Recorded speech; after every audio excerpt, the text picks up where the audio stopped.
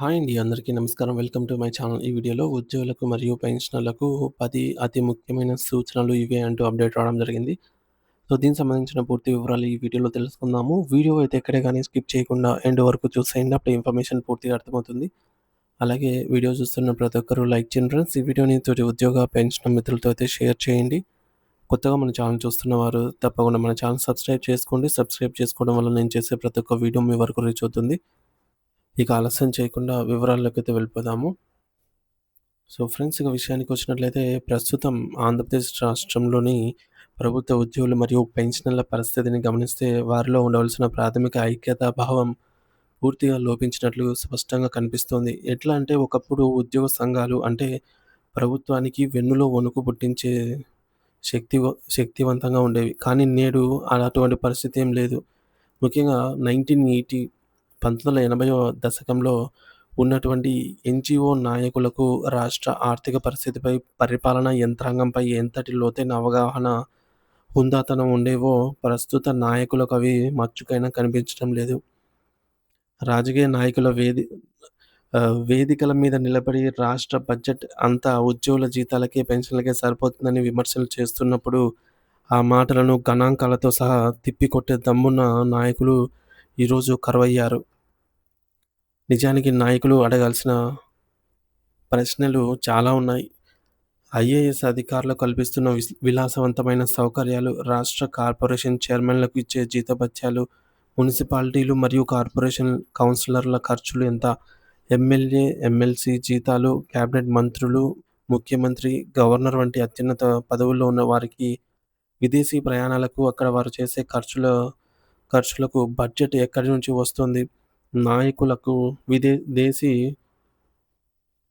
దేశ విదేశాల్లో కల్పిస్తున్నటువంటి అత్యంత ఖరీదైన భద్రతా వలయానికి, పార్టీల సభలకు మరియు సమావేశాలకు ప్రభుత్వం చేసే రక్షణ ఏర్పాట్లనేవి అయ్యే వేల కోట్ల రూపాయల ఖర్చు గురించి లెక్కలు తీసి నిలదీసే నాయకుడు ఒక్కటైనా ఉన్నారా?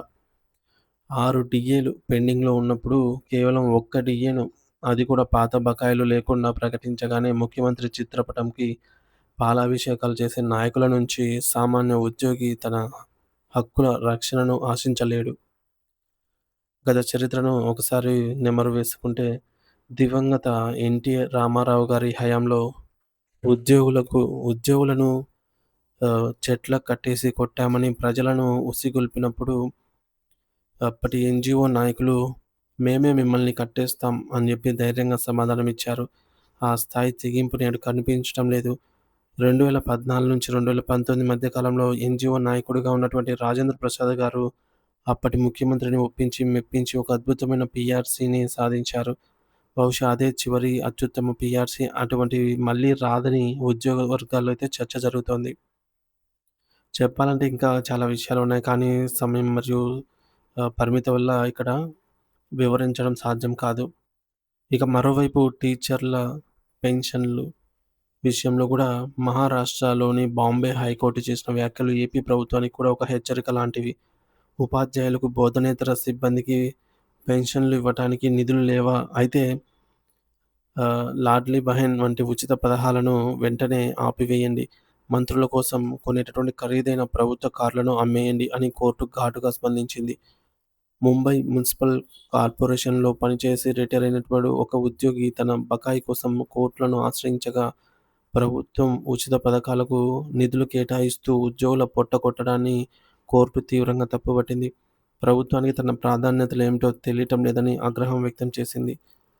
పెన్షనర్ల వ్యక్తిగత సమస్యల విషయానికి ఇక వస్తే, ఒక పెన్షనర్ తన తల్లి యొక్క పీపీఓ ఆర్డర్ కాపీ పోయిందని, అది తిరిగి పొందడం ఎలా అని ఆందోళన చెందుతున్నారు. సో, అటువంటి వారు వెంటనే తమ పరిధిలోని సబ్ ట్రెజరీ ఆఫీసర్‌ను, ఎస్‌టీఓఆర్‌ని సంప్రదించి డూప్లికేట్ కాపీ కోసం దరఖాస్తు చేసుకోవాలి. అలాగే సోషల్ మీడియాలో వైరల్ అవుతున్న వివేక్ కుమార్ అనే వ్యక్తి బ్యాగు దొరికింది అనేటటువంటి సందేశం పట్ల జాగ్రత్తగా ఉండాలి. ఇది చాలా కాలంగా ఇంటర్నెట్‌లో తిరుగుతున్నటువంటి ఒక ఫేక్ మెసేజ్ అండి. ఇటువంటి తప్పుడు సమాచారాన్ని అయితే షేర్ చేసి ఇతరులకు ఇబ్బంది పెట్టవద్దు.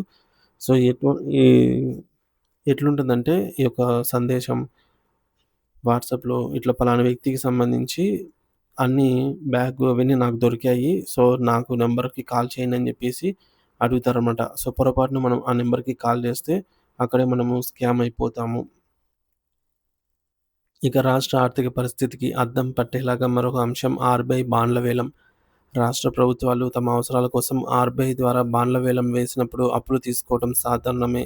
కానీ గత ప్రభుత్వ హయాంలో జీతాలివ్వడానికి కూడా వేలం కోసం ఎదురుచూడాల్సిన పరిస్థితి అయితే ఏర్పడటంతో ఉద్యోగులు మరియు పెన్షనర్లకు ఈ యొక్క ఆర్థిక ప్రక్రియపై పూర్తి అవగాహన వచ్చేసింది. ప్రతి మంగళవారం జరిగే ఆక్షన్ లిస్టుల కోసం ఉద్యోగులు 1000 కళ్ళతో కళ్ళు కాయలు కాసేలాగా ఎదురు చూడటం ఒక దురదృష్టకరమైన పరిణామము.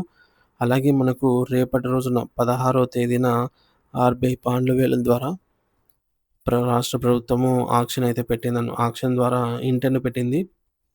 సో, మనకి దానికి సంబంధించి కూడా నోటిఫికేషన్ విడుదలైందనమాట. ఆర్‌బీఐ వెబ్‌సైట్‌లో డైరెక్ట్‌గా మనం డౌన్‌లోడ్ చేసుకొని చెక్ చేసుకోవచ్చు. ఇకపోతే ఉద్యోగుల హక్కుల కోసం కోర్టులకు వెళ్ళిన ప్రయోజనం తక్కువగా ఉంటుంది. మన కోర్టులు కూడా అంతర్జాతీయ స్థాయి ప్రమాణాలతో ఆలోచించడం లేదని కొందరి అభిప్రాయము. అయితే సమాజంలో ఉద్యోగుల పట్ల సానుకూలత లేకపోవడాన్ని ప్రధాన కారణం. మరి కొంతమంది ఉద్యోగుల పనితీరుతోటి ఉద్యోగి పని చేయాలన్న డబ్బులు ఆశించే సంస్కృతిని మారాలి. ఉద్యోగులు తమ పనితీరును మెరుగుపరుచుకొని నీతిగా వ్యవహరించినప్పుడే సమాజంలో వారికి మద్దతు లభిస్తుంది. సో, ఉద్యోగులలో మార్పొస్తేనే వ్యవస్థలో మార్పొస్తుంది. ఓసారి ముఖ్యాంశాలు చూసుకున్నట్లయితే ఫ్రెండ్స్, గతంలో లాగా ఉద్యోగ సంఘాల నాయకులలో నైపుణ్యం, ధైర్యం మరియు ఐక్యత ఇప్పుడు కరువైంది. అది ఇప్పుడు పెరగాల్సి ఉంది. అలాగే రాజకీయ నాయకులకు విలాసాలు, అనవసరపు ఖర్చులకు కరెక్ట్‌గా ప్రశ్నించే గొంతుక రావాలి. ఉచిత పథకాల కంటే ఉద్యోగుల జీతాలు, పెన్షన్‌లకే మొదటి ప్రాధాన్యత ఇవ్వాలని హైకోర్టు స్పష్టం చేస్తూ ఉన్నాయి.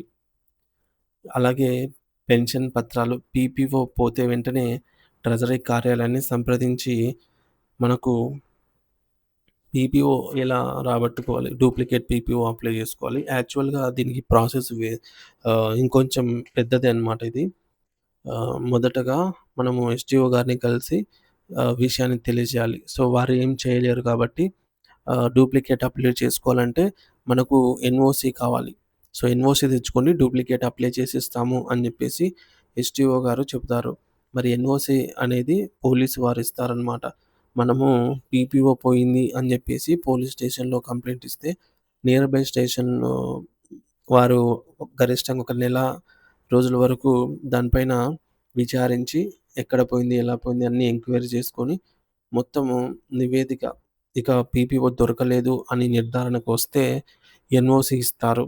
సో, ఈ యొక్క ఎన్ఓసీని మనము ఎస్‌టీఓ గారి చూపించి సో, తర్వాత అవసరమైన డాక్యుమెంట్స్, నిర్ణీత ఫీజు చెల్లించి మళ్ళీ డూప్లికేట్ పీపీఓని అప్లై చేసుకుంటే మనము కొత్త పీపీఓ అంటే డూప్లికేట్ పీపీఓ కాపీ అనేది మనకు మళ్ళీ వస్తుంది.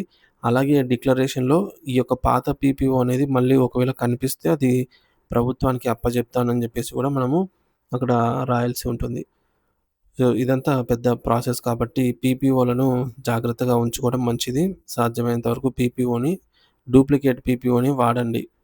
కలర్ జిరాక్స్ చేసి ఒరిజినల్ పీపీఓని జాగ్రత్తగా ఇంట్లో పెట్టుకోండి అవసరమైతే తప్ప. ఇక సోషల్ మీడియాలో వచ్చే వైరల్ మెసేజ్‌లను గుడ్డిగా నమ్మకుండా వాటి వాస్తవికతను సరిచూసుకోవాలి. సో, సోషల్ మీడియాలో ఎక్కువగా ఆకర్షించేటటువంటి మెసేజ్‌లు వస్తూ ఉంటాయి. నా దగ్గర పలానా వ్యక్తుల యొక్క వ్యక్తిగత వివరాలున్నాయి.